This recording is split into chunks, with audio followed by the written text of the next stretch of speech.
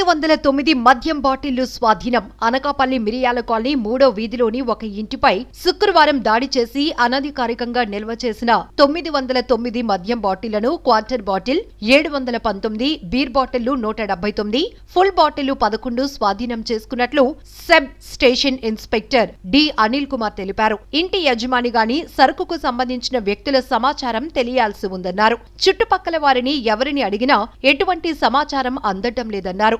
EPDCL register office ద్వారా ఆ ఇంటి వివరాలు తెలుసుకునేందుకు చర్యలు తీసుకుంటున్నామన్నారు. విచారణ నిర్వహించి సరుకు నిల్వ చేసిన వారిపై చర్యలు తీసుకుంటామని సీఐ అనిల్ కుమార్ తెలిపారు.